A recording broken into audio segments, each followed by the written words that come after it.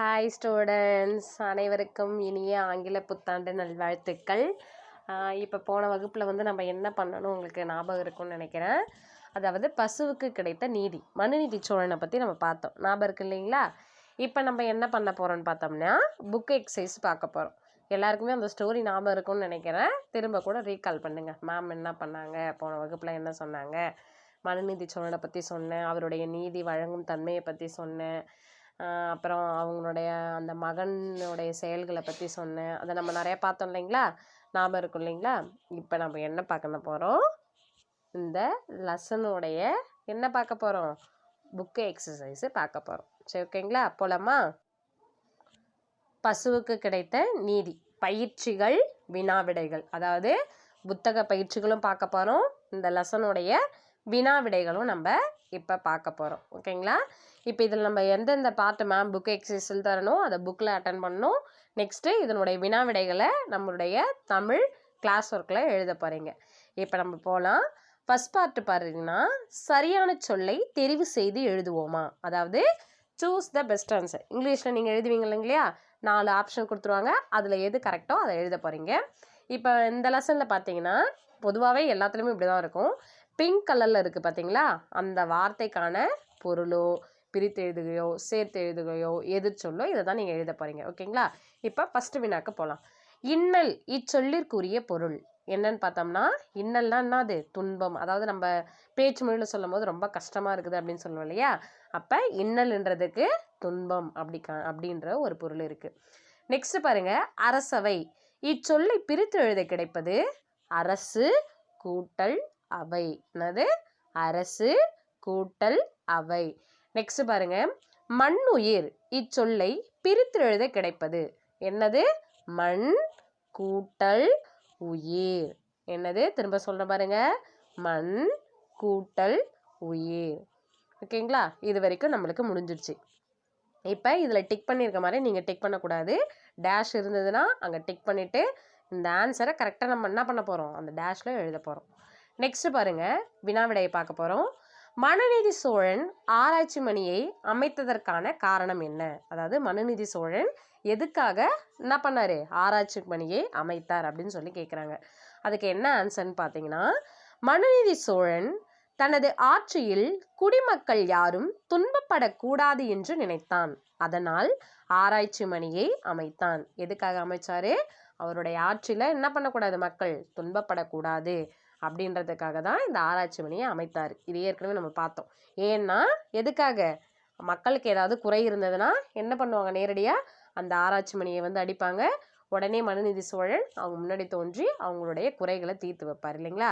இது ரொம்ப பெருசாக இருக்கிறதுன்றதுனால நான் உங்களுக்கு சுருங்கிய வடிவில் இந்த வினாவிடை நான் கொடுத்துருக்கேன். நெக்ஸ்ட் பாருங்க, பசு ஆராய்ச்சி மணியை அடித்தது ஏன்? இதுக்கான விடை பார்க்க போகிறோம். தேரை தெருவில் ஓட்டி செல்லும் பொழுது அங்கு துள்ளி கொதித்து கொண்டிருந்த பசுவின் கன்று எதிர்பாராத வகையில் தேர்காலில் மாட்டி இறந்து விட்டது. அதனால் துயருற்ற பசு ஆராய்ச்சி மணியை அடித்தது. அதாவது பசு எதுக்காக அந்த ஆராய்ச்சி மணியை அடித்தது அப்படின்னு சொல்லி கேட்குறாங்க.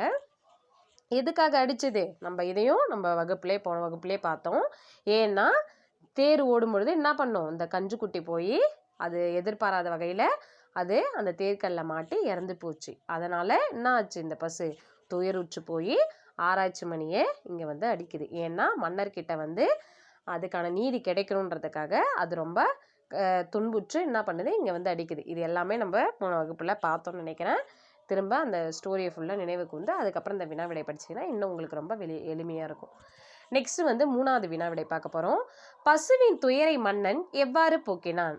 பசுவின் துயரை போக்க எண்ணிய மன்னன் தன் மகனை அதே தேர்காலில் இட்டு கொன்று பசுவின் துயரை போக்கினான். அதாவது பசுவுக்கு என்னது, ஒரு துன்பம் வந்துருச்சு. அதை எப்படி, நான் சொன்னலே இப்போ போன வினாவிடையில் நம்ம பார்த்தோம் இல்லையா? அப்போ அந்த ஆராய்ச்சி மணியை அடிக்கும் பொழுது அதை எப்படி மன்னர் சரி செய்தார் அப்படின்னு சொல்லி கேட்குறாங்க. அப்போ பசுவினோட துயரை போக்க எண்ணிய மன்னன் தன் மகனை அதே தேர்காலில் இட்டு கொன்று பசுவின் துயரை போக்கினான். அந்த கன்று எந்த தேர்காலில் மாட்டி இறந்துச்சோ அதே தேர்காலில் என்ன பண்ணுறாரு, இவருடைய மகனையும் இட்டு கொன்று பசுவினுடைய துயரை போக்கிறாரு. இதுதான் இந்த வினாக்கான வினை. நெக்ஸ்ட் பாருங்க, அகர முதலி பார்த்து பொருள் எழுதுக. அகர முதலி அப்படின்னு சொன்னா என்னது, அகராதி. என்னது டிக்ஷனரி அப்படி சொல்லுவோம். அதாவது தமிழ்லேயே ஒரு சில வார்த்தைகள்லாம் ரொம்ப கடினமான வார்த்தைகளாக இருக்கும். அதுக்கான பொருள் தான் நம்ம வந்து எழுத போகிறோம். இப்போ ஆங்கிலத்தில் ஏதாவது ஒரு வார்த்தை தெரியலாம் போய் டிக்ஷனரி பார்ப்போம் இல்லையா, அதே மாதிரி தமிழில் நம்ம பார்க்குறதும் இந்த தமிழ் அகராதின்ற அந்த இதில் தான் பார்க்க போகிறோம். இப்போ இந்த வார்த்தைக்கான விடைகள் எல்லாமே உங்கள் புக்கு பின்னாடியே இருக்குது. நீங்கள் ஃபஸ்ட்டு அதை எழுதிட்டு அதுக்கப்புறம் இந்த பார்ட்டை பார்த்து செக் பண்ணிக்கலாம். மேம் கொடுத்துக்கிற ஆன்சர் பார்த்து செக் பண்ணிக்கலாம். ஸ்ட்ரைட்டாக பார்த்து எதை வேணாம், நீங்கள் கொஞ்சம் முயற்சி பண்ணுங்கள். ஓகேங்களா? இப்போ ஃபஸ்ட் ஒன் பாருங்கள், ஆச்சொனா. இதுக்கு விடை பாருங்க. தாங்க முடியாத, வியன் உலகம், பரந்த உலகம், செவி சாய்த்தல், கேட்க விரும்புதல், கொடியோன், பரம்பரை. இப்போ இதுக்கான விடை வந்து மேம் கொடுத்துட்டேன். நெக்ஸ்ட் பார்ட்டு சொல்ல கேட்டு எழுதுக. அதாவது யாராவது சொல்ல சொல்லி நீங்கள் இந்த பார்ட்டை எழுதணும். ஓகேங்களா? அரங்கம், ஆராய்ச்சி மணி, மனக்குறை, நில உலகம், வாழ்நாள்.